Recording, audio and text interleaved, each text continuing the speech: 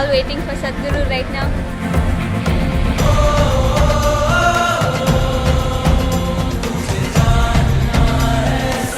You are very thrilled.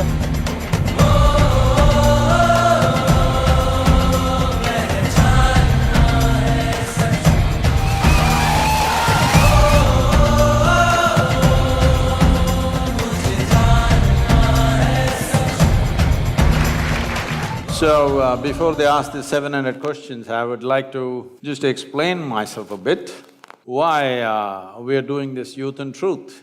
It's a very common thing for me. Thousands of people have asked me this question.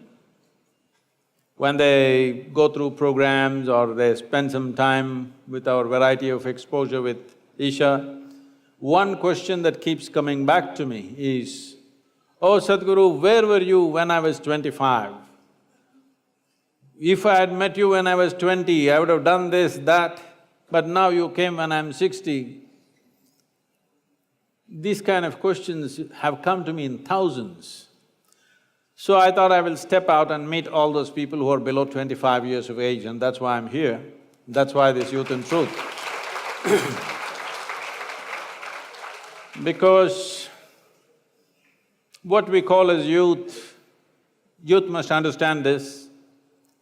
In terms of our life is just a certain combination of time and energy. Time is slipping away for all of us at the same pace. Energy-wise, when you're youthful, you're at the peak of your energy. You may not understand what I'm saying, you just have to pay attention to other people, not me, I'm younger than you. Other people who are of a certain age, you will see they don't have the same energy as you have, because it is only in that phase of life which we call as youth where you have the maximum amount of energy.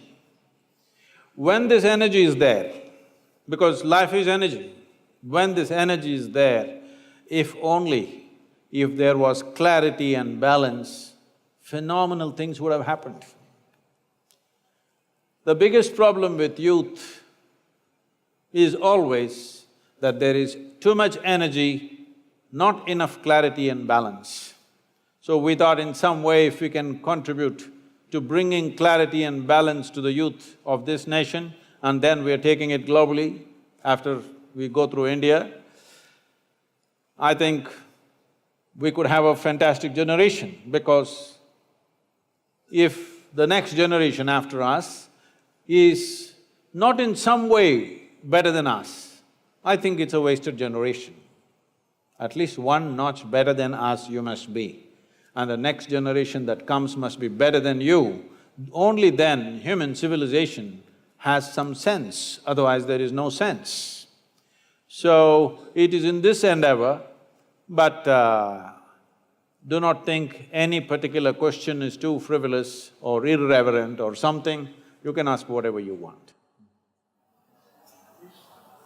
Sadhguru, before we proceed to the questions, we would like to introduce ourselves. Yes, ma'am. So, I'm Kavya. I'm studying my 4th year architecture in School of Architecture and Planning.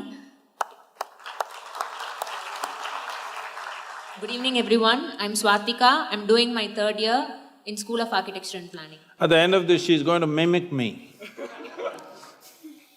Good evening, everyone. I'm Akash, studying 4th year BE Industrial Engineering, CEG.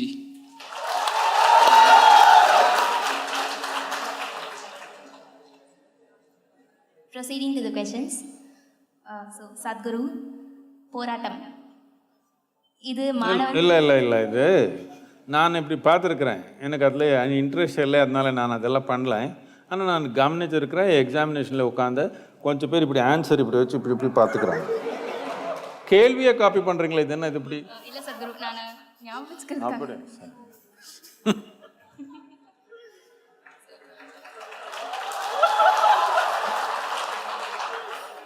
போராட்டம் இது மாணவர்களாகிய எங்களோட ஒரு ஆயுதமா நாங்க கருதுறோம். இப்போ ஏதோ ஒரு அதிருப்தி எங்களுக்கு சமூகத்துல ஏற்படுதுன்னா அதை போராட்டம் மூலமா தெரிவிக்கிறோம். ஆனா இது மட்டும்தான் வழியா? போராட்டம் தவிர வேற எதுவும் வழி, அதிருப்தியை தெரிவிக்கிறதுக்கு வேற எதுவும் ஒரு நல்ல வழி இருக்கா? தமிழ்ல பேசணுமா? நான்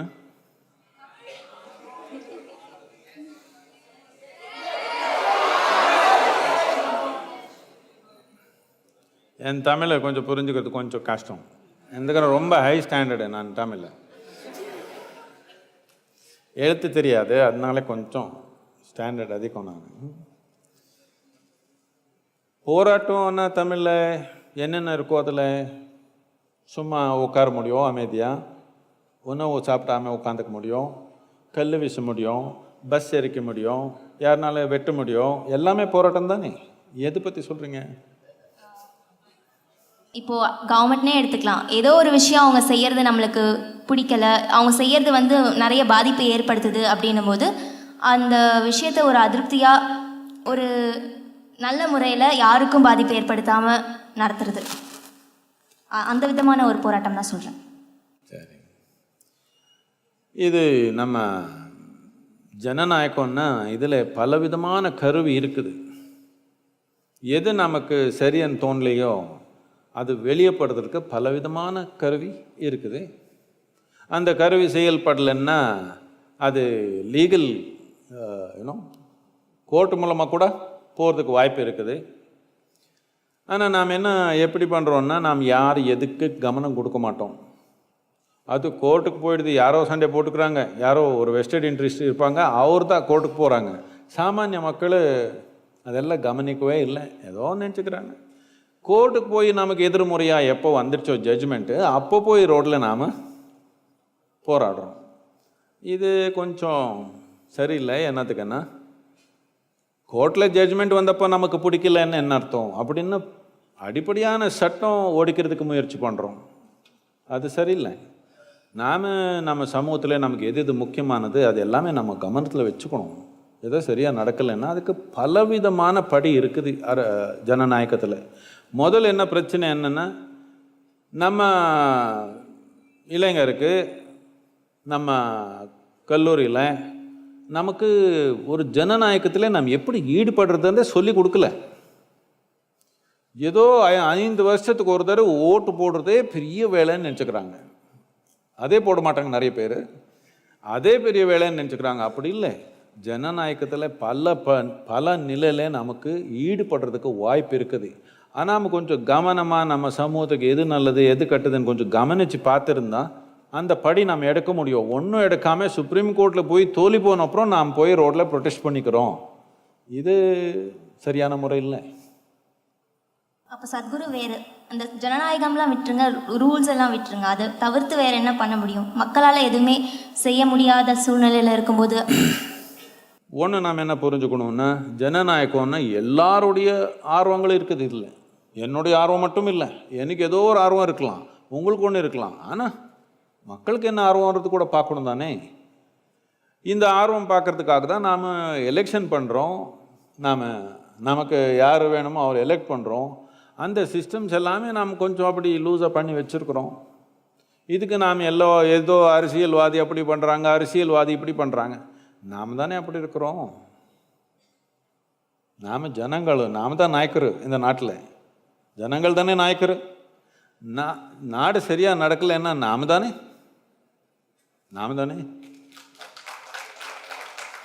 ஆனால் நமக்கு அந்த பொறுப்பு எடுக்கிறதுக்கு ஆசை இல்லை, அதனால கை காட்டுறோம் அவரான்னு.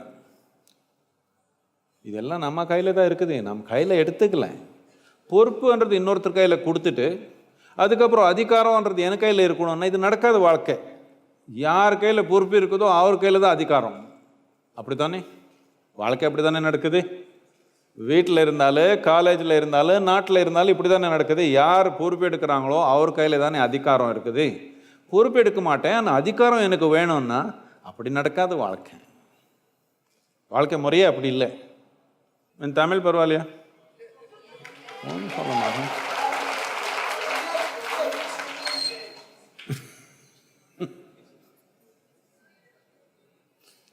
Anna University promotes a lot of sports. I'm also a sports person, a chess player. Whenever I play a game against a stranger, a person I don't know, I tend to bring out my full potential and play without worrying about the outcome of the game. But when I play against someone known to me, it becomes very hard to bring out that potential. What should I do to overcome this? Known to you means a known competitor or a friend?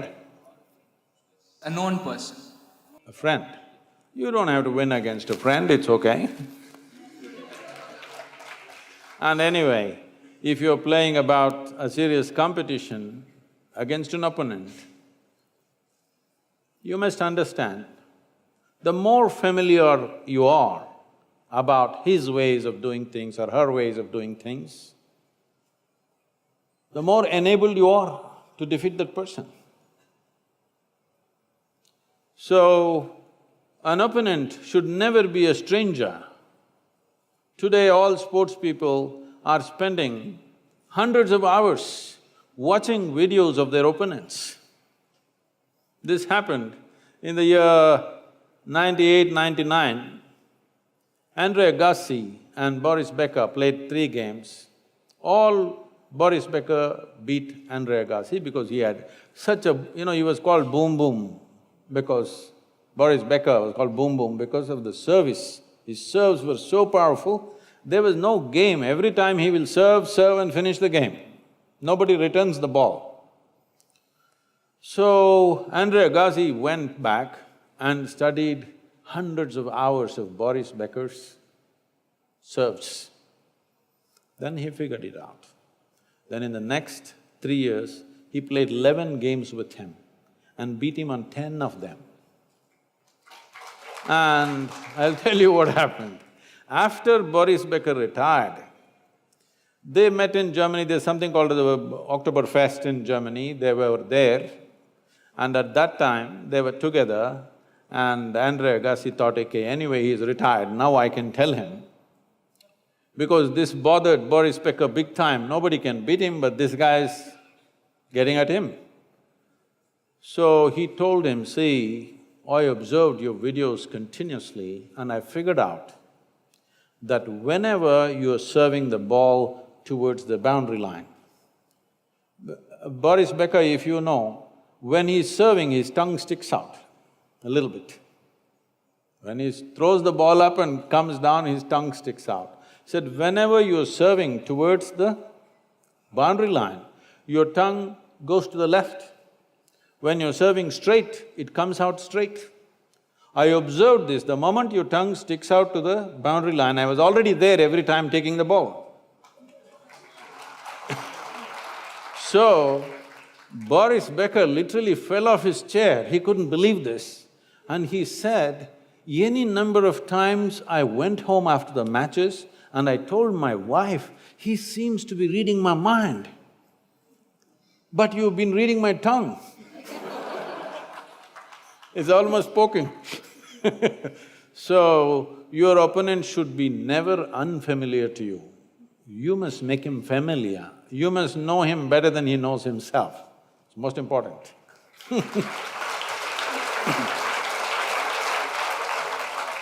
Sadhguru, nowadays there is a small gap between parents and youngsters. Small gap, huh?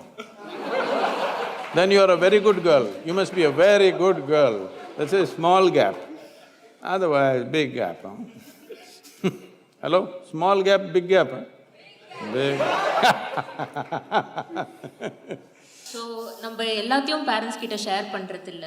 அவங்க நம்ம மேலே எவ்வளோ அக்கறையாக அன்பாக இருந்தாலும் குறிப்பிட்ட விஷயந்தான் share பண்ணுறோம். அதே நேரத்தில் இவ்வளோ கேரிங்காக இருக்காங்களே, இவங்ககிட்ட இது மறைக்கிறோமே அப்படின்னு சொல்லிட்டு ஒரு கில்ட்டி ஃபீலிங் இருக்கும். So what can be done to bridge this gap between parents and youngsters?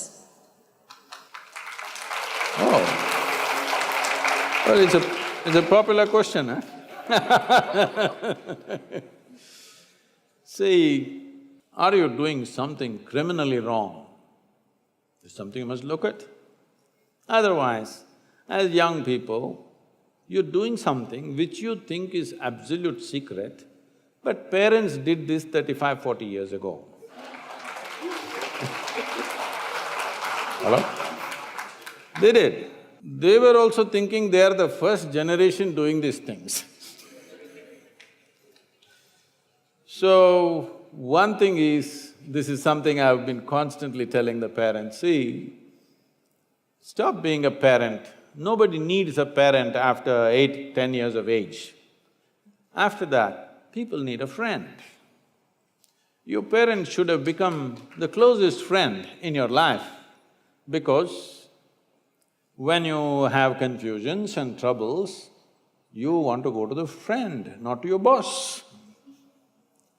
So unfortunately, generation after generation, they make the same mistake that the moment they have children, because they have children when they don't know what the hell is happening with themselves, first of all. So they are also terribly confused just like you. Because they're confused, the only way is act forceful like a boss. And with this, the relationship becomes far away. Though it's not that there's no love, there is love, but there's no relationship. There's a strange relationship. There's a lot of love, but no relationship. Because relationship needs… See, love can happen within your heart. Love can happen because somebody is yours. But relationship won't happen without responsibility and inclusiveness. You have to include somebody, otherwise a relationship will not happen. So unfortunately, a whole lot of people fail to do this, but if they don't know, aren't you mature enough to do that? Why don't you do it? Reach out and make friends with them. Yes, initially they'll be surprised, but then they will love it. Yes, they will. Believe me, at least in India, for most parents, they don't know why the hell they're living after 35, 40 years of age. The only reason why they're living is for their children. For most of them it's so. They don't have a life of their own. Their whole life is, we're living for our children. So when it is like that, I think if they don't know how to make friends with you, you break the ice and make friends with them and tell them, and let's see. Whatever you want to tell them.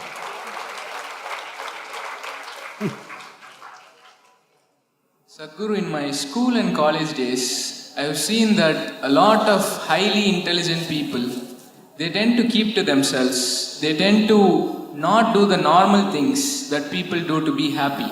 Like, they don't go out, they don't chill, they don't party. They tend to just be concentrated in their work. But are intelligence and happiness tied in any way? See, there are many kinds of pleasures in life. There are physical pleasures, there are biological pleasures, there are intellectual pleasures, there are pleasures of deeper intelligence, there are pleasures of emotion, there are pleasures, enormous pleasures of consciousness. So, someone who is enjoying the pleasure of their intellect or intelligence, for them, what you think is chill in a pub or whatever doesn't make sense to them, because they're enjoying something else. Once you have come here as a human being, your biology is not the front end of your life. Maybe when you're 18, 20, you think so, but you will see it is not so. For every other creature, their biology is the most dominant part of their life. Once you come as a human being, there is an enormous intellect, there are other dimensions of intelligence, emotion, consciousness. So, some people can only enjoy what's physical, some people have intellectual pleasures, some have other dimensions of pleasures. So just because they are not doing what you think is fun, this doesn't mean they are not having fun, it doesn't mean you're playing chess. Somebody else thinks it's nonsense. A whole lot of people think, I'm sure, moving pawns all your life. But you may be having a very intense level of pleasure in just moving a pawn in a brilliant way, yes? So, what kind of pleasure one is involved in may be different, and it should be so. If everybody is into the same thing, that's a dumb society. Sadhguru, we are a generation of attention seekers. Oh, you? I think most of us would agree with this.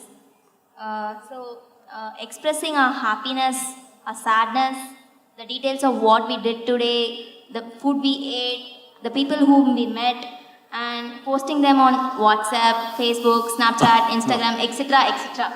So, this expression of our this expression, particularly our problems and the state of us being sad.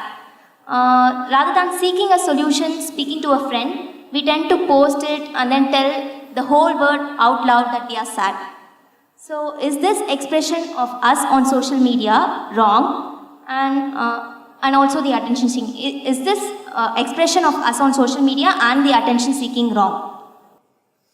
It's not about right and wrong, it is just that at this stage in your life, today, you say something, good or bad, doesn't matter. We don't even want to judge it's good or bad, something private. But you must understand this, particularly with digital media, the damn thing stays for your lifetime, okay? If you wipe it off your Facebook, somebody else will be storing it somewhere. And this may come and confront you somewhere when it is not necessary after 20 years in your life. Yes? So today what you are may be embarrassing for you after 10 years' time. So, well, this social media is a phenomenal tool in our life. Never before this was possible that human beings could communicate like this. But what are we communicating? I think little more thought is needed. You take a selfie with your ice cream and do this and do that. I'm not saying it's right or wrong, just a bit flaky. And tomorrow you may be embarrassed of your own flakiness. If you're not, it's okay. I'm not saying you should do it or should not do it, but little more judiciousness would stand by you through the length of your life, because today what you do should not come and confront you much later. You should be able to, you know. Sadhguru, when certain youngsters face problems or difficulties like failures, breakups, loss, etc., a few go for drugs or alcohol instead of solving the problem and finding solutions. So I want to know, what is that one hope a person can cling on to even when he is fully shattered from within? Oh, so many broken hearts here who are clapping their hands.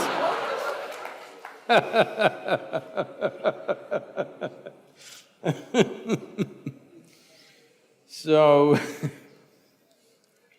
when he is fully shattered, what can he do? The question is, do you want to allow yourself to be fully shattered? That's a question. And many things that don't work out in your early life, you will see later on, it is a great blessing.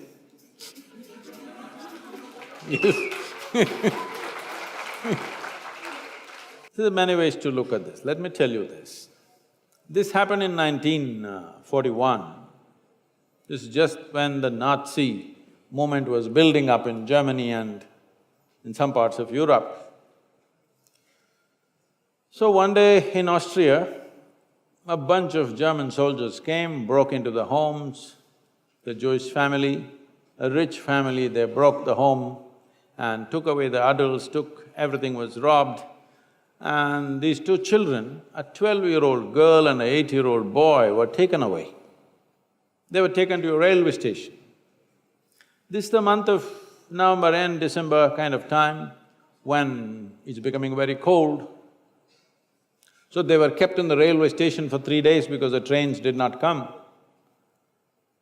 Boys, little boys being boys, they started playing football. So they were playing football and then suddenly the train came. The train is not a passenger train, it's a cargo train, the goods train. So when the train came, the soldiers came and rushed everybody into the wagons which are there. Everybody got in and the little boy and the girl also got in, but the little boy forgot to wear his shoes. He left his shoes outside and they pushed him into the wagon. So without shoes he came. His sister, a 12-year-old girl, saw her kid brother coming without shoes and she got mad with him. She held him by the ear, boxed his ears, scolded him nicely, slapped him. Say, you idiot, already we are in enough trouble, now you come without shoes. Because in Germany in winter, no shoes means you may lose your feet. So she's angry about that. In the next station, the boys and girls were separated. After 4 years, after the war was over, she came out of the concentration camp to find 17 members of her family, including her little brother, all had vanished. No records, no sign of them, they just evaporated. At that time, the only thing that bothered her was the last few things that she said to her little brother. She loves her brother, but the last few things that she said to him were such terrible things, it rang in her mind and troubled her. These are the last things I told my brother, and after that I'm never going to see him, he's gone.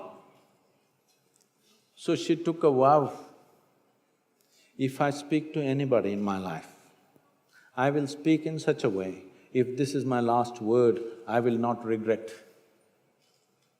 This one thing transformed her life in such a way. She went on to United States, she died in 2006, she did some phenomenal work, built a hospital somewhere near Chicago, I think. She lived a fruitful life. I'm saying, even if you're put through the most horrible situations, either you can come out using that experience as a better human being, or you can use the experience to become a horrible mess. So whenever something hurts you, there are two options. You can either become wounded or you can become wise. This is the choice. The more things hurt you early on in your life, the wiser you should have become, isn't it? But unfortunately, most people become wounded. This is simply because they just need an excuse to turn their own intelligence against themselves, that's all. Especially if the world around you turns against you, is it not very, very important that your intelligence stands up for you?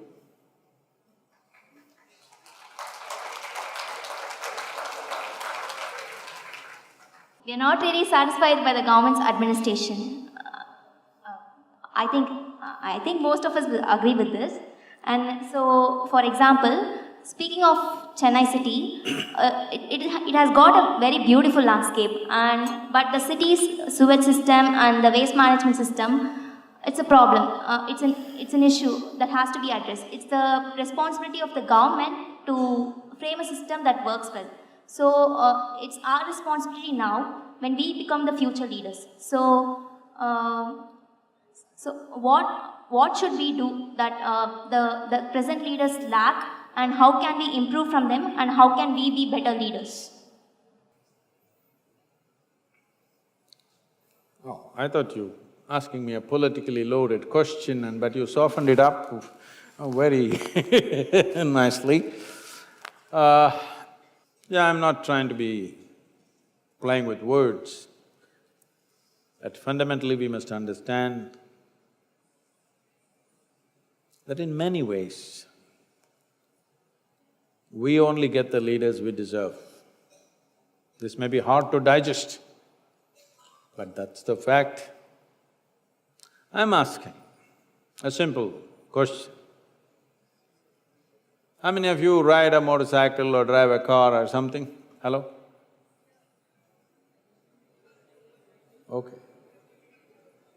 Now, I'll tell you, in Chennai city and in almost every Indian city, if there is no policeman standing there, 90% of the people will not stop at the red light. These are all essentially lawbreakers. If you make them into chief ministers or prime ministers or any kind of ministers, what do you think they will do? I'm just saying, in Coimbatore city, usually I come and land late in the night at the airport and I'm driving back at 9:30, 10, whatever. Still there is traffic. Not at 2 a.m., I'm saying. At 9 o'clock, 9:30, police have gone.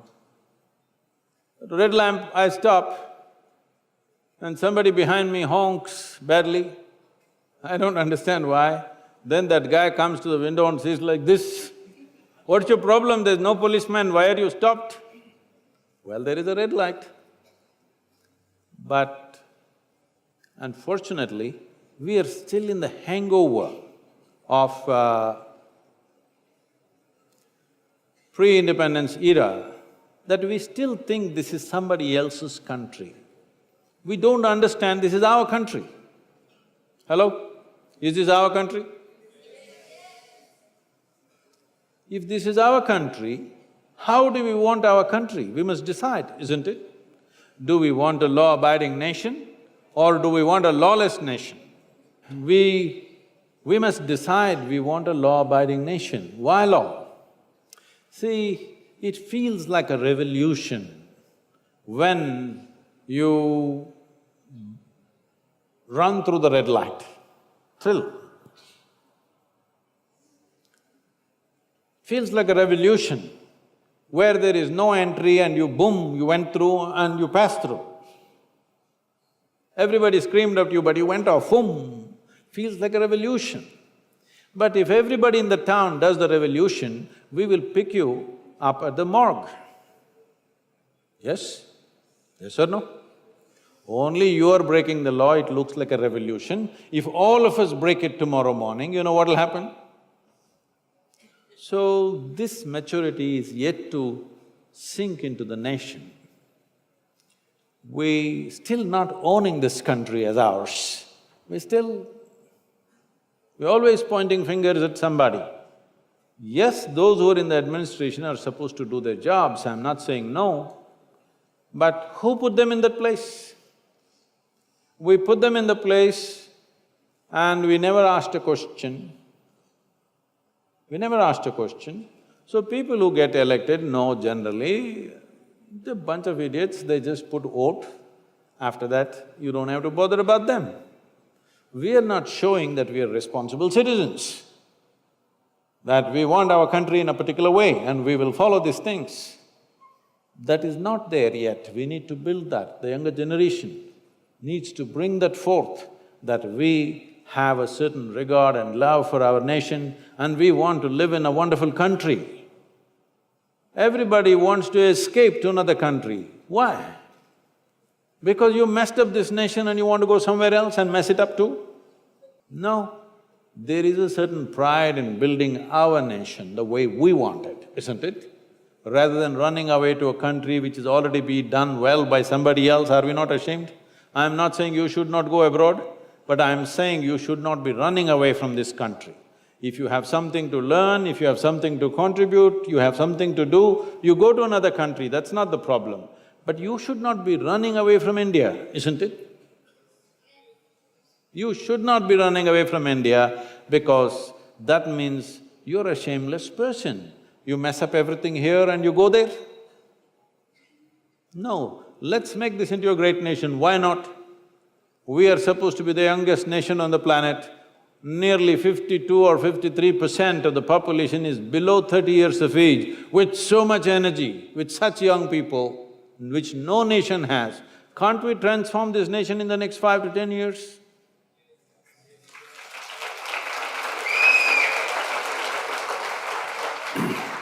You want to clean Chennai? Yes, Sadhguru. I'll tell you. Not just to clean Chennai, the whole of the state and the country. I'll tell you a story. About 2 years ago, Sujata is here, 2 years ago they declared Mysore city as the cleanest city in the country. Then people called me from Mysore and said, Sadhguru, 37 years ago you started Clean India project in Mysore, which went on for over 2.5, 3 years. Since then many things happened. At last it's worked after 35, 36 years, okay? So when we want something, this is how it is. When we want something big, this is how it is. It's not going to happen day after tomorrow. If we are committed, why will it not happen? It will happen. It can be done. You tell me your Anna University, how many people are there? How many students? About 10,000 including… 10,000? Including all the campuses. Okay. You give me 5,000 people. You know what? 5,000 people just for 25 Sundays in a year. I will make Chennai clean for you.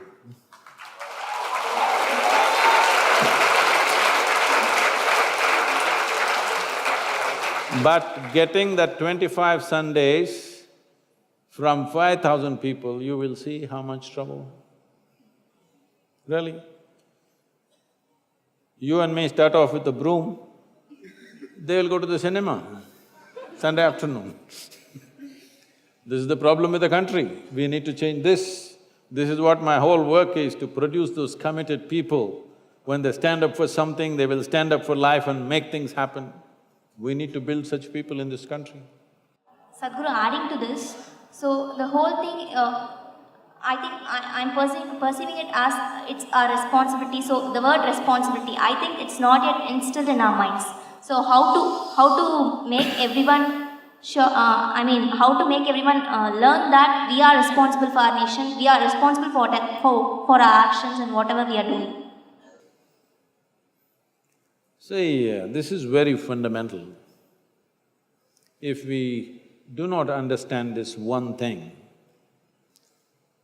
then we are messed up. One reason why we are messed up is because one thing is there are political activists who are always telling you, somebody else, the chief minister, the prime minister, some other bureaucrat, these people are responsible. And there are nice, pious, religious people, they all think God is responsible. Both these people are unfixable. Essentially, the movement that we call as inner engineering is essentially about moving the world from religion to responsibility. From looking up to looking inward, that if human beings do not explore the full depth and dimension of their potential, then human societies will not rise. This is a culture, this is a nation which has produced phenomenal human beings in the past, incredible human beings, geniuses, not one or two, in hundreds. But today, we are struggling for various reasons. One fundamental thing is we've been an occupied nation for too long, we become subservient, we don't see that this is our country, we're responsible for this, we still think we can blame somebody, there's nobody to blame. It's our nation. There are no English people. If the English people were here, we could have said it's because of these people. They are gone. If we make a mess out of it, it's ours. If you make a fortune out of it, it's ours. Sadhguru, people who are different in society, who take the road not taken, they are berated by society and hated. They are not accepted by the normal people. These people end up achieving in their lives, but they have to face a lot of problems along the way. Do we need a change at a societal level or an individual's level? See, if you're different, if you think you're different, I look very different from all of you. If you think you're different, first thing you need to understand is you learn to respect other people. They are different from you. But you think they're all bunch of idiots and only you are brilliant. Now they will trouble you, for sure, and they should. Hello? The moment you're a little different, you think you are the only brilliant guy here and everybody else is an idiot. So you think they will let it pass? They will make sure you pay the price, and you should. So I'm saying, especially if you think you're different, it's very important you learn to respect everybody else for what they are and learn some humility. Already you're a freak, When you're a freak, you must be a little, See, that's why I'm always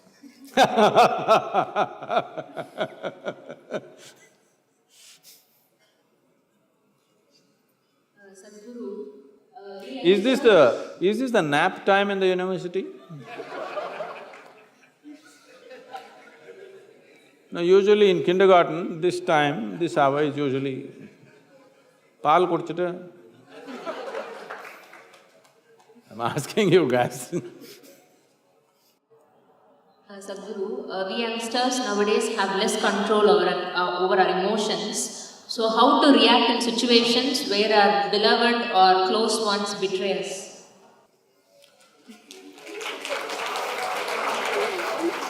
This girl is already heartbroken. See, somebody can betray you or you can think they will betray you only because you have unrealistic expectations of them.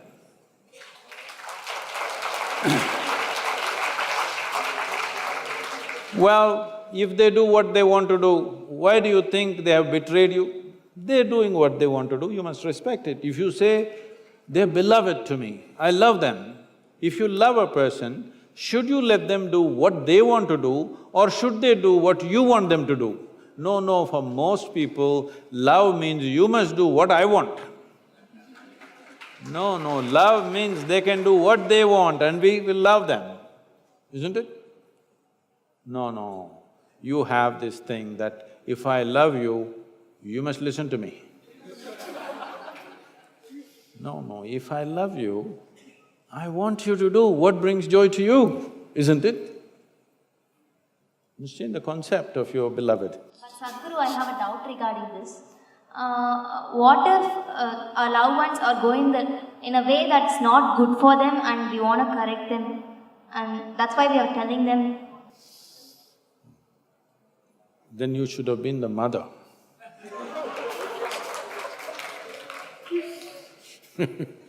Because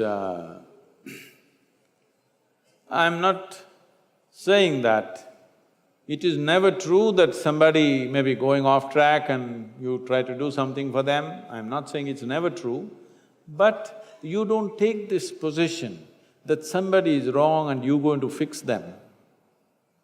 They're doing what they want to do, isn't it? What they want to do right now may not be beneficial for them, possible. But you must look at it sincerely. Are you complaining because it's not beneficial for them or you're complaining because it's not beneficial for you? Most of the time it's this. Genuinely look at it. It's not beneficial for you but it's good for them, please let them do it. But they are damaging themselves, yes, then you have a right to intervene and try to do your best. But not always can you enter somebody's life and do something for them. If I have to enter your life and do something for you, I have to earn it, isn't it? I have to earn a relationship where I can intervene in your life. If you don't earn that, you cannot intervene. So if you're unable to intervene, you must just understand you have not earned that closeness. So, Sadhguru, we collected questions from social media too, and the popular ones are picked, they'll be displayed, the audience can read it, I'll read it out for you, Sadhguru. So, the first question, it was asked by Sandhya. கண்டதும் காதல் அப்படின்னு சொல்லுவாங்க. இன்னொருத்தரை பார்த்தாலே ஒரு நல்ல தாக்கம் ஏற்படுது. எப்படி இப்படி நடக்குது? இந்த உள்ளுணர்வு நம்பலாமா? இல்ல இது நிரந்தரமற்றதா? இந்த சூழ்நிலையை எப்படி கையாள்வது?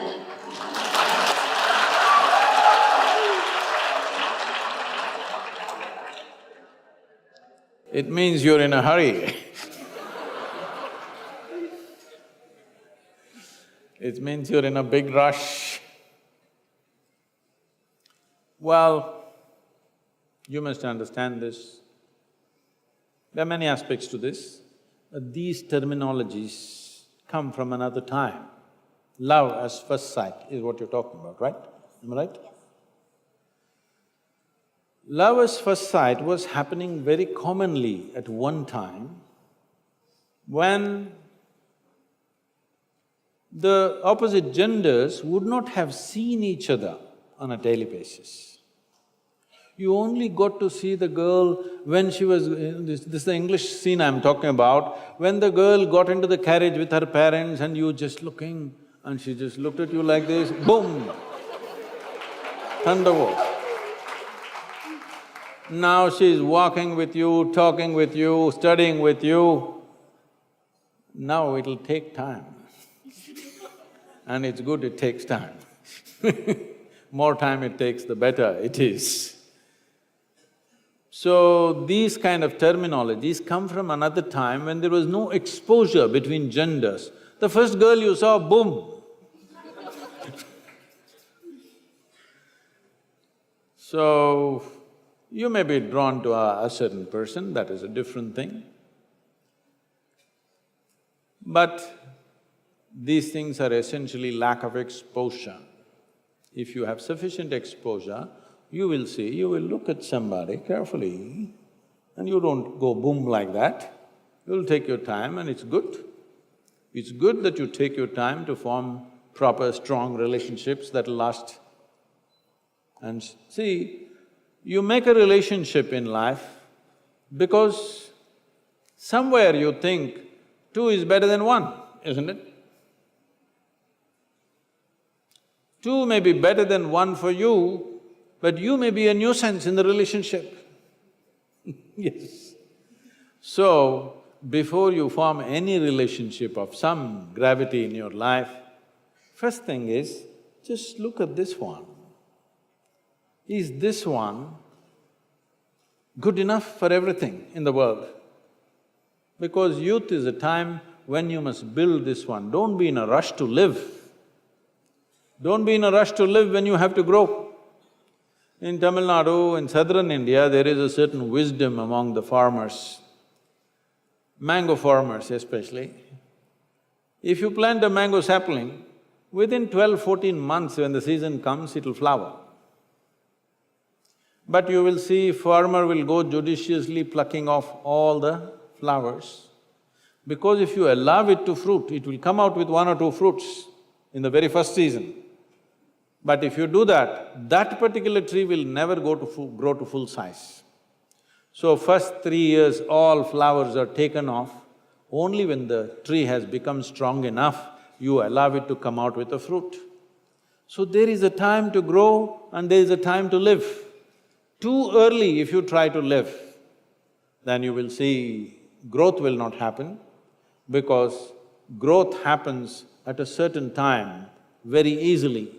Later on, not that it cannot happen, it'll become more difficult because life will engage you in many different ways. So when you're young, when you're studying, this is the time to grow on all levels, physically, mentally, emotionally, energy-wise. You must maximize yourself. Then you try to live. If you try to live too early, you will not become of much substance. If you're not of much substance, the person that you hold relationships with, if they grow well, they will look at you and wonder, why did I get trapped with this one? Yes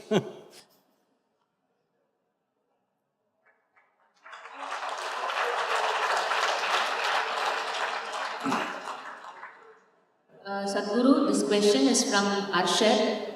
She says, Hi Sadhguru, I'm 25. My mother was Hindu and my father a Muslim. For years I have tried and practiced both. I couldn't connect with either. Now I feel like I don't belong because I don't believe either. Is religion important? I didn't know questions were so popular. See, with all due respect to all the religious people, see, religion essentially means belief in something. Whenever somebody says, I'm a religious person, they refer to themselves as believers. Yes? Believers. Believe means what? Means, You do not know something, but you are not willing to admit, I do not know, so you believe it. I'm saying, if you do not know something, why don't you just say, I do not know? Hello? Is it okay? I do not know something, I say I do not know, because I do not know is a tremendous possibility. Only when you say I do not know, the longing to know, the seeking to know, and the possibility of knowing becomes a living reality in your life. Everything I do not know, I believe. This has led to a whole lot of things. One thing it does is, it brings you confidence. I believe means it brings you confidence. But confidence without clarity is a disaster. This is a disaster that is unfolding in the world in many different levels. People who don't know a damn thing, who can't see what's in front of them, they are super confident. It's dangerous. If you cannot see, at least you must be hesitant, isn't it? Hello? If you cannot see, you must at least be hesitant. But you cannot see, but you're confident. This is what belief gives you, confidence without clarity. How do you arrive at your belief? There are many ways. Can I tell you a joke, is it okay? It's a serious question. Are you okay? You're looking so serious, I'm scared of you. This happened in New York City. An 8-year-old boy came home from school in the afternoon. At home, he had a very progressive mother. Obviously, she was single.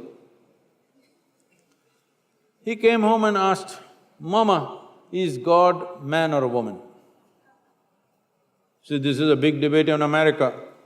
Is God a man or a woman is a very big debate in America. You know, in the last election they tried to settle it and you know what happened.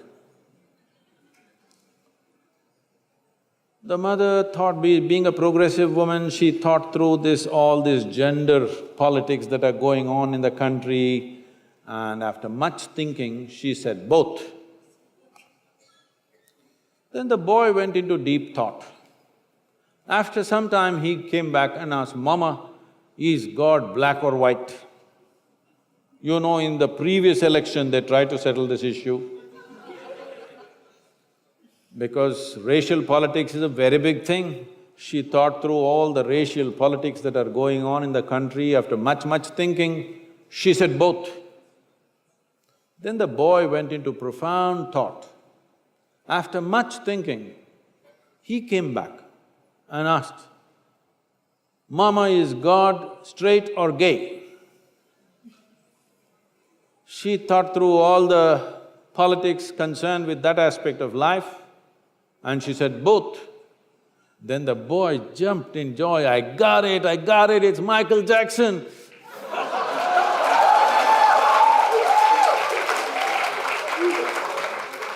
I don't know how you arrived at yours.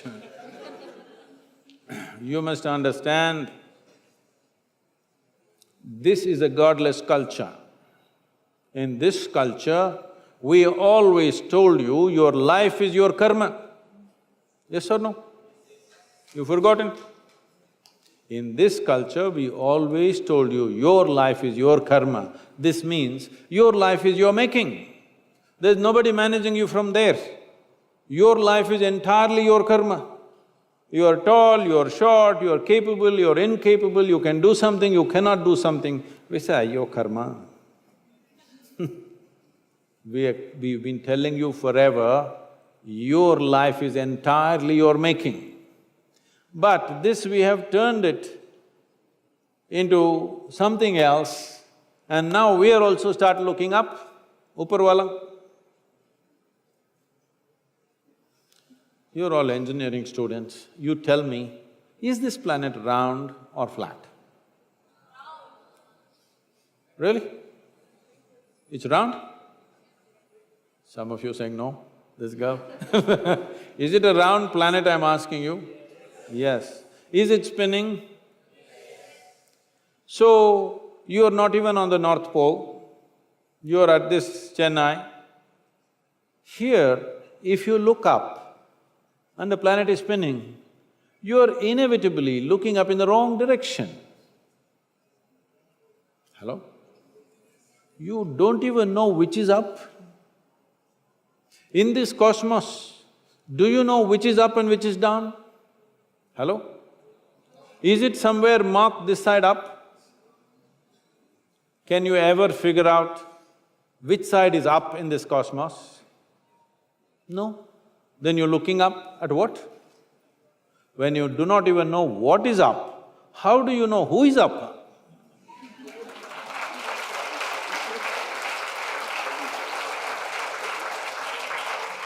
Does it mean to say, I created the universe? No. Obviously, before you and me came, everything was here, isn't it? So now, you must at least say, I really don't know. The problem is, somebody is a theist, somebody is an atheist. They are not different people, just different clothing, same nonsense. One person believes what he does not know in a positive way, another person believes what he does not know in a negative way. Both of them are believers of something that they do not know, isn't it? What is the problem with the human being? That you cannot admit, I do not know? It's so wonderful of you, so human of you to say, I do not know, isn't it? If you do not know, if you realize that you truly do not know, your intelligence will be always alert, it never sleeps. Always, every moment of your life. Even in your sleep, it'll stay awake if you realize, I truly do not know. This believing has made you just eat pongal and, just become lethargic. The world has become lethargic. When I say lethargic, not physically, intelligence has become lethargic because they believe something. Everybody believes some nonsense. Can we be straight enough? The youth of this nation, I'm asking you, the youth of this nation, are we straight enough to say, what I know, what I do not know, I do not know? Is this okay with you? Yes. The youth of India, I'm asking you. Yes. Sadhguru, this question is from Kunal Galwani.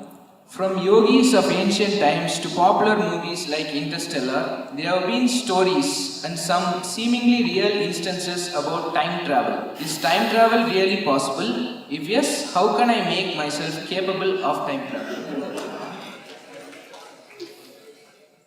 You want to go back to the past or future? He didn't tell you.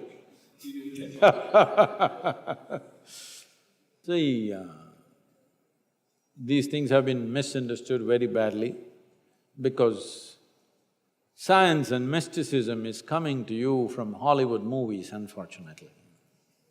In this culture, we've had people whom we refer to as Trikalagnanis. There are three dimensions of experience in your life. There is something called as past, which is a bank of memory within you. There is something called as present, which is a living experience right now.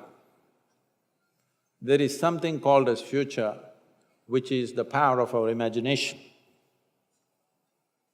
So your life experience is happening between memory, present experience and imagination. The problem with most people is, these three things are not clearly distinguished in most human beings. This is why something that happened 10 years ago, you can still suffer, isn't it? Huh? Something that may happen day after tomorrow, you already suffer. What happened 10 years ago or even 10 days ago, does it exist right now? Does it exist right now? You talking terms with me or no? Hello? Does it exist right now? No. What may happen day after tomorrow, does it exist right now? No. So if you suffer something that does not exist, should we call you sane or insane?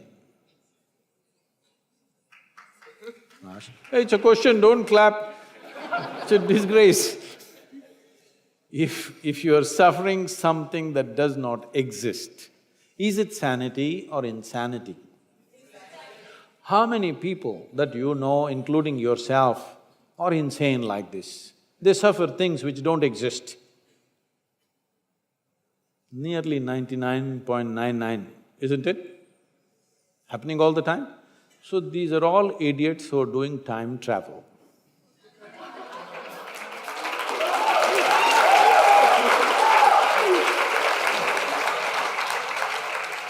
Time in the yogic sciences, modern physics always grapples with these two dimensions, time and space, or space and time, that's how they refer to it. In yoga, we call this kala. The word kala, even in Tamil, means time. But kala also means emptiness. Kali. தமிழ்ல சொல்றீங்களா காலி? அது வேற. காலியா இருக்குதுன்னு சொல்றீங்களா? வெறுமையா இருக்குதுன்னு? காலி. Kala means darkness. Darkness means nothing is there, no light, no nothing. That is empty space. Kala means time. So we are using the same word for time and space. We just have a distinction called Kala and Mahakala. There is time which is caused by revolutions of physical dimensions of life. When I say revolutions of physical dimensions, everything that's physical is in a circular moment. Whether it's an atom or it's a whole cosmos, everything is in circular moment. The planets, the universes, everything. Everything that's physical essentially is in circular moment. So this is Kala, the time that you know because of rotation of physical objects. If the planet spins once, we call it a day. If the moon goes around, we call it a month. If the planet goes around the sun, we call it a year. This is the only way you know time. So time that you know is only by cycles. There is a time which is beyond physical nature, which is not because of circular motion of physical objects. This we call as Mahakala. Mahakala includes the space also. Generally in modern physics, the general understanding is because there is space, because there is distance, there is time. If you want to travel from point A to point B, you need time. But in the yogic sciences, from our experience, we see it like this, because there is time, there is a possibility of space. It's very beautifully put by Adiyogi, over 15,000 years ago. When these seven sages, his first disciples, asked him, what is the nature of this cosmos? Where does it begin? Where does it end? How big is it? He laughed and he said, your cosmos, I can pack it into a mustard seed. Very efficient packing, isn't it? He said, this entire cosmos, I can pack it into a mustard seed because it is only a consequence of time. The space and the distance is only a consequence of time. So we call people Trikalagnanis, and we also call people as Akalagnanis. That means timeless people, people who are timeless. Timeless means what? You're sitting here right now. If I make you sit here for another 6 hours, no, it doesn't take that much for you. If I make you sit here for another 2 hours, Sadhguru, at least water. Okay, drink water. Drink water means Sadhguru. That calls, okay, go and come. Another 2 hours, Sadhguru. Okay, we give you that. After that, you don't ask permission. Your body is cycles of time, isn't it? You don't have to look at the watch. If you observe your bladder, you know how much time? Yes or no? It's keeping time. So, your sense of time right now is only because of your physical identity. If you can sit here without any sense of body, then you don't know time. You've heard of people who sat for hours on end, days on end.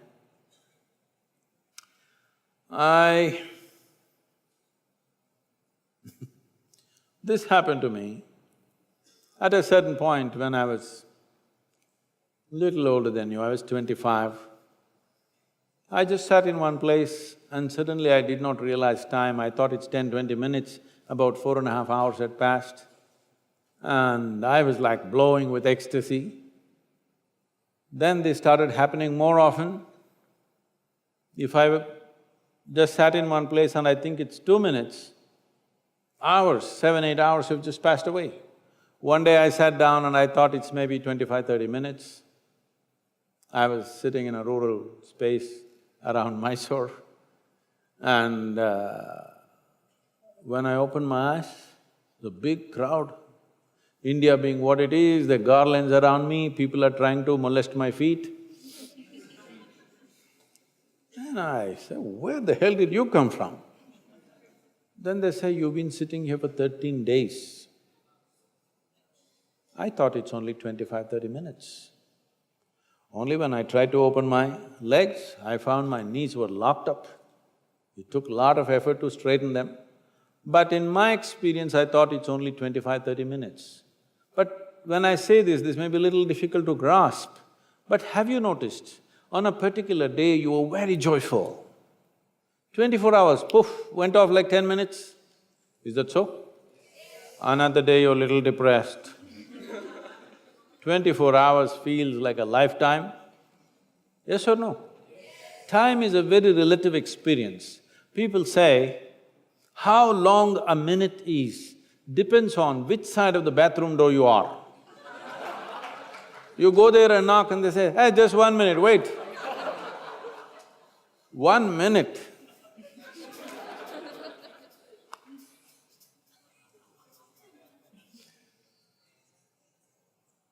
Now, opening the platform to audience can ask your questions to Sadhguru.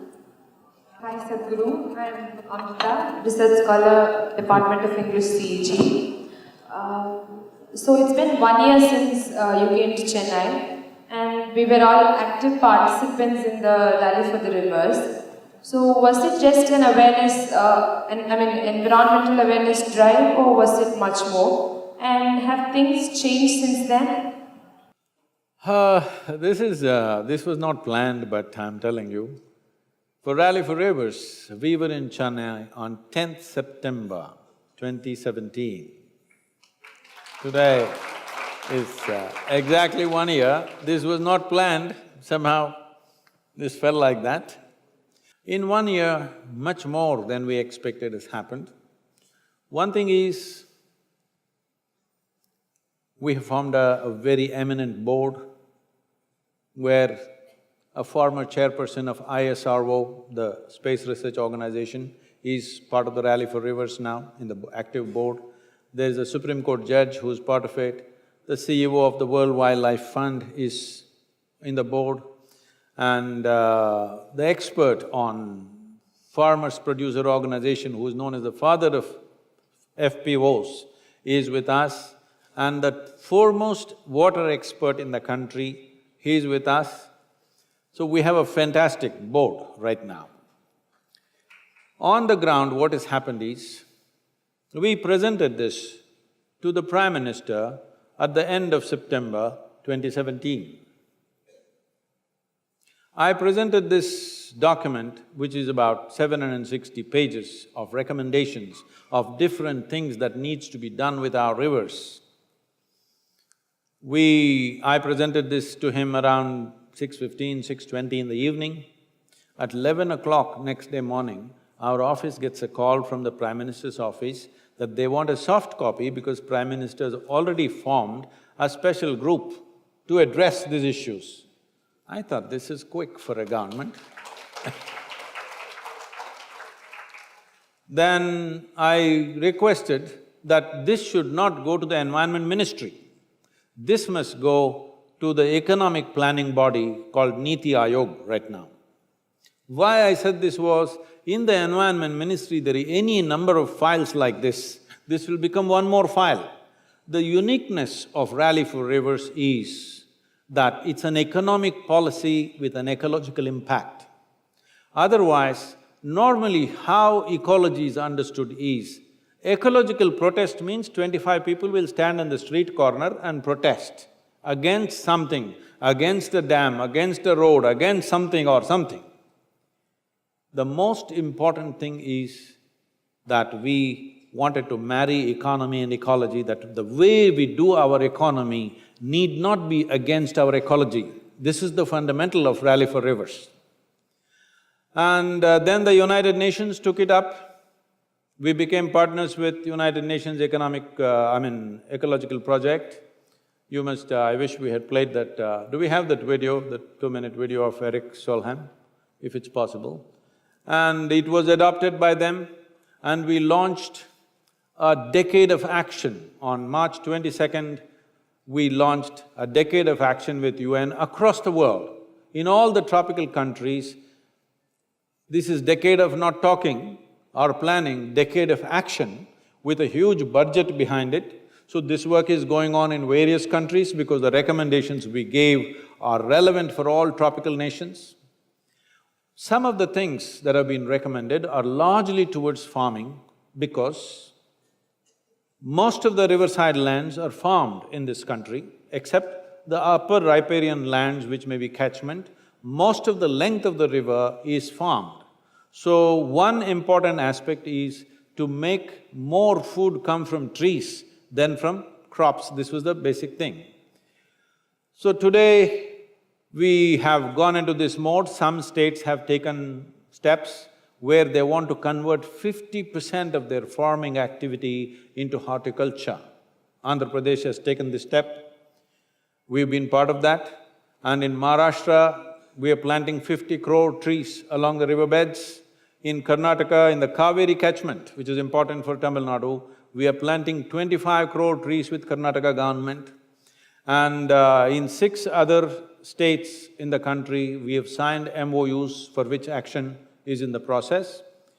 And 84% of river water in this country is used for agriculture. So, how we use water for agriculture is an important thing. So one thing we came up with is integrated irrigation systems, micro-irrigation systems. The biggest problem in India is there is no scale. That means farmers' holdings are very small, very inefficient ways of doing things. For every 2 acres, there is a borewell and a borewell and a borewell. Water that was stored for a million years is being pumped out without any sense of responsibility because every farm is… average holding is 1 hectare, 2¼ acres in this country. So everybody has a borewell.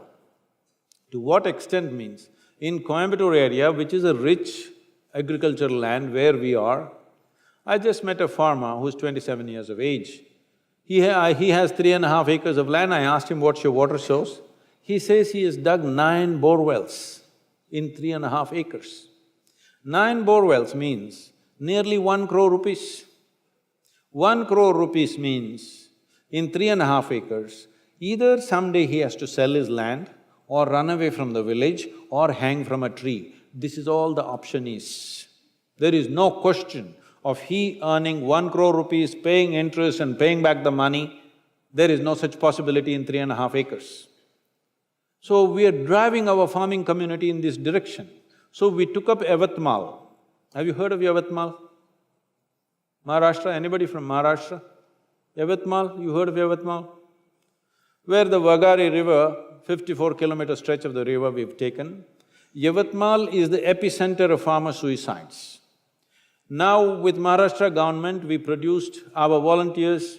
I must tell you this, young people like you, many of them quit their very lucrative jobs, and when I gave a call, minimum 3 years, you must come. The only qualification I ask from you is never ask, what about me? For 3 years. Over 120 people landed up from 17 different states, and they are with us last 6–8 months. We have trained them in various aspects of river revitalization, and they prepared a detailed project report on the ground, meeting every farmer in the area. 7,600 families, every one of them have been met, and I have promised Maharashtra government, in 2 to 3 years' time, we will see Yavatmal doesn't have a single suicide.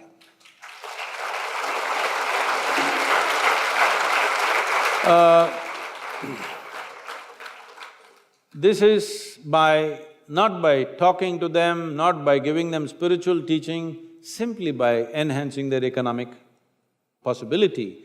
Very easily we can multiply their economy. Each farmer can earn 3 to 5 times more than what they're earning right now within 3 to 4 years' time, maximum 5 years' time. It is over 1,000 crore project along with Maharashtra government, now various other agencies are joining up.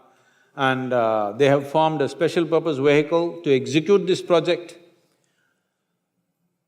The idea is to set up a large-scale module where successfully farmers' life can be transformed in a matter of 3 to 5 years.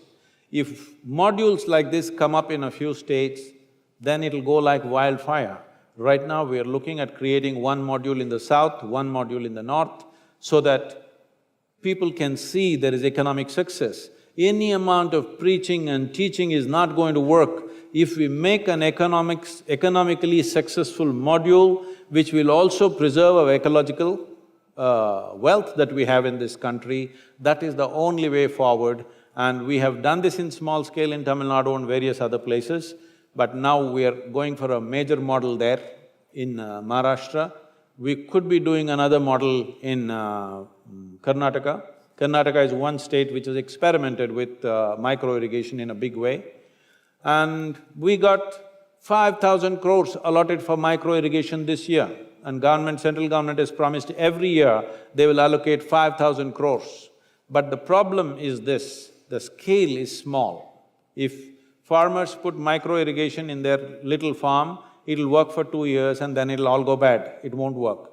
So we are looking how to take this investment off the farmer's hand. Industry will invest and farmers will only pay rent for the irrigation. One major revolution is possible in this, that is, right now farmers are going to the land every day. One thing is to assert, this is my land. He owns it, his father owned it, his grandfather owned it, but still every day he has to go there and prove that this is my land, otherwise somebody will start plowing into his land. So one thing is to digitally survey everything and put it in format. We want to bring 10 to 50,000 farmers together and make an integrated irrigation system. If you do this, the farmer need not go to the land every day. Another reason why he goes to the farm is just to turn on the pump. 60 to 65 days, if a farmer goes to his land, effectively he can grow 2 crops in a year. This means 300 days in a year, 500 million people, their hands will become free. If their hands become free, the amount of ancillary industry, art, music and variety of other things that you can do in this country will be phenomenal. This is what we are driving towards with Rally for Rivers. And also, it's taken off very well with the United Nations and they're taking this up. You must see the way the Rally for Rivers document is appreciated in UN, you won't believe this, how they took it and how they embraced it the moment they saw it, because they wanted a plan where it is not ecology versus economy, it is economy and ecology together, complementary to each other. That's what is happening. Young people can stand up and volunteer for short periods of time in your vacations or whatever in this many areas where action is happening. Next year, if things go right with the Karnataka government, the political instability, if that thing goes well, probably in the next monsoon, we will be going for a major plantation in Karnataka, the Kaveri catchment area. It'll be very nice if Tamil people, young people from Tamil Nadu come there and volunteer and work in Karnataka, because the river belongs to the people who live along the river. It doesn't matter what language we speak.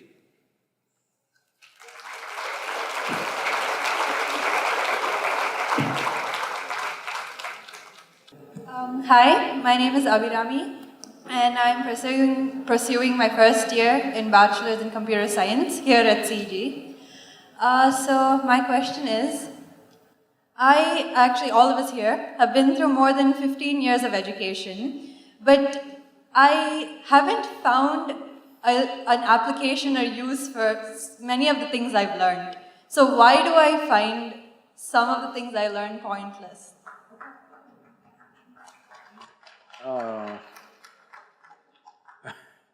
No, that should not be happening in an engineering college. I can understand that in a high school. Most of them are pointless. But in a technical school, that shouldn't be happening. But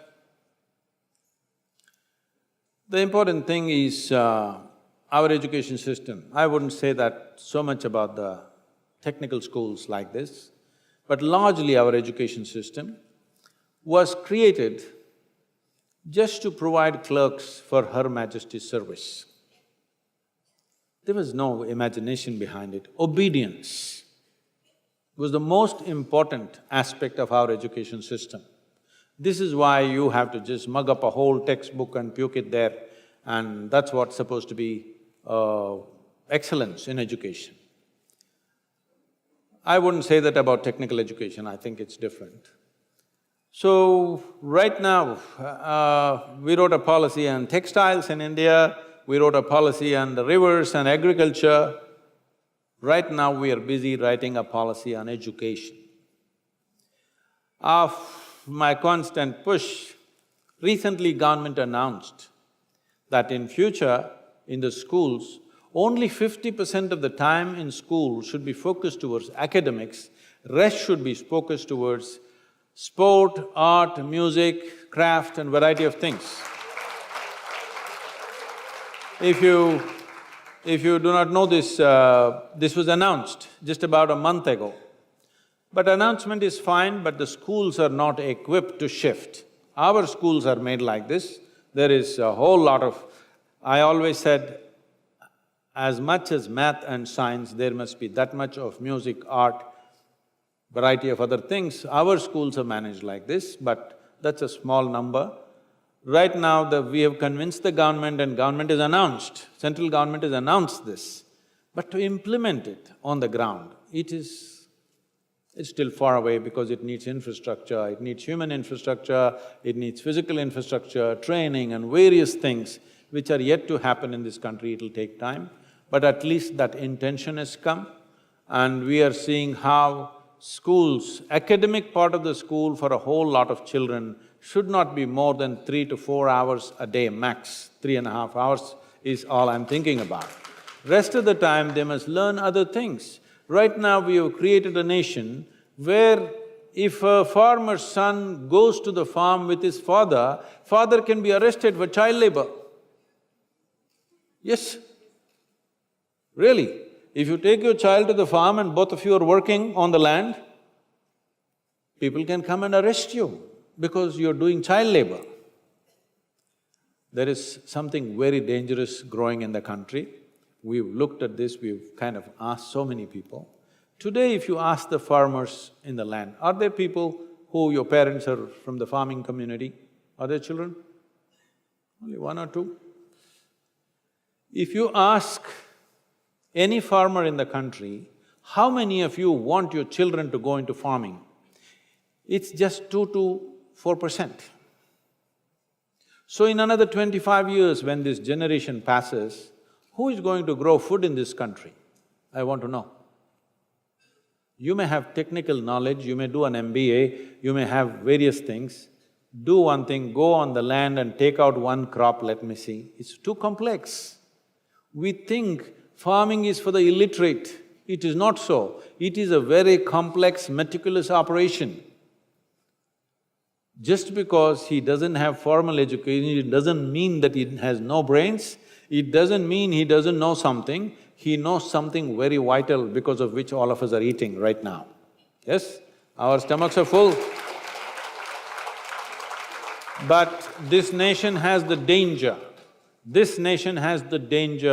of not being able to grow its own food in the next 25 years. So, we are looking at how only a certain number of children need to go into academic education. Others need to learn other skills and variety of other things to do in the country.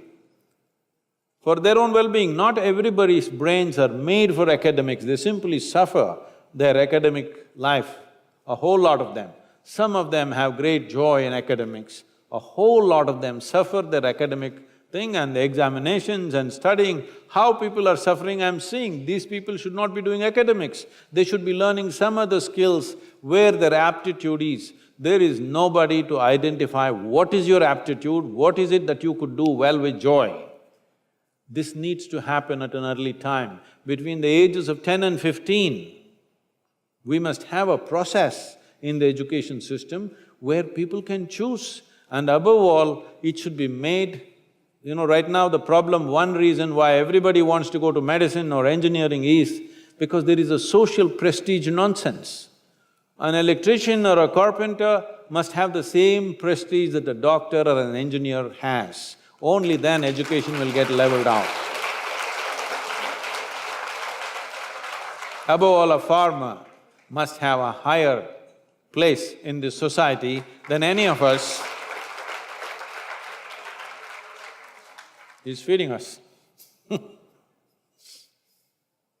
can you have one last question or? I'm okay. You may run out of questions, but I don't run out of answers, so I'm okay.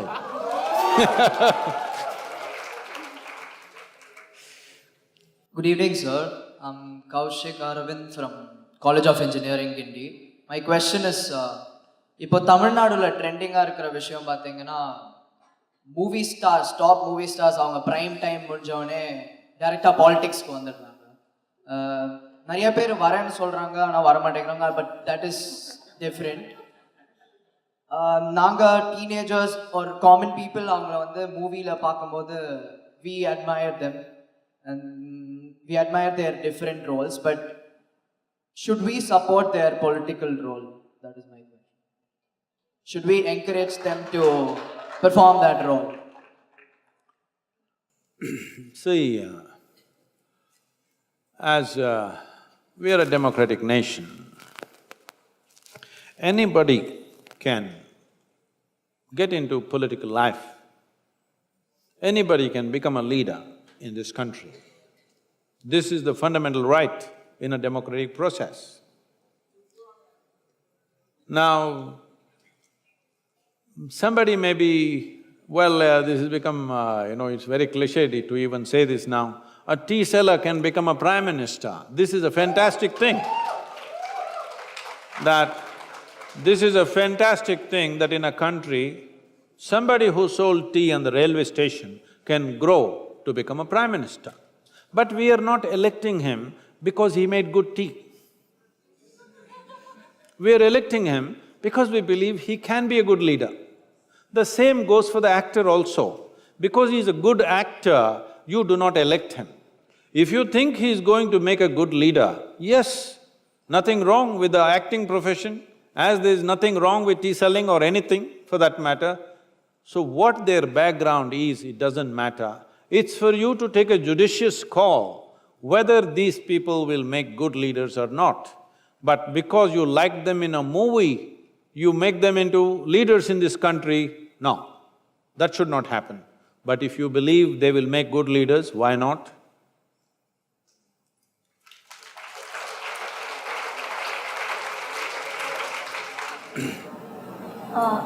Thank you, Sadhguru, for answering all our questions. We feel privileged to have got answers from you, and there's a lot of clarity that we have now. It is…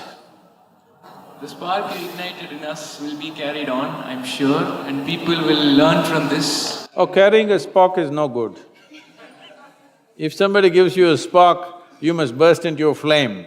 Only then it's worthwhile, the spark, isn't it? If you carry just the spark, what's the point? Anyway,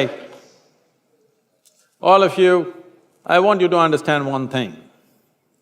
We are at a phenomenal time in terms of technology, in terms of empowerment that human beings have. Never before humanity was as empowered as it is today. Yes or no? Never before. But are we going to turn this empowerment into something phenomenal, or are we going to waste it using it for ridiculous things, the same technology and the possibilities. Above all, in this country right now, see, the only nation which managed to push nearly 1 billion people from one level of living to another in 50 years' time is China. But they did it forcefully, with lot of blood and gore and pain, lot of pain. But they pushed 1 billion people from poverty to a better level of living. Never before in history of humanity such a large population was ever moved in such a short span of time.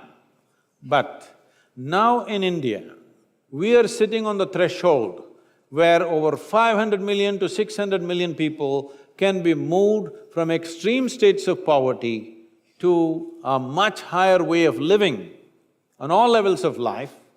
In the next 10 to 15 years' time, if you just do the right things, without guns, without blood, without torture, just through the democratic process we can do it. Never before, never ever before in the history of humanity, something like this has happened. So it's our privilege we are living at this time, but the question is, will we make it happen or will we just sit on the threshold and twiddle our thumbs? This is where we are right now. It's my wish and my blessing. All of us should use this empowerment that we have into a phenomenal process that of all the generations which have lived till now, we have the possibility that people can look at us as the greatest generation ever till now, at least till now, maybe not in future, we don't know who will come next, but till now, we have the possibility. Will we make it possible? Because always between possibility and reality there's a distance. It takes commitment and courage to walk that distance. I'm asking all of you, do you have the commitment and courage to walk that distance, make this into a great nation and a great contribution to the rest of the world? Thank you very much.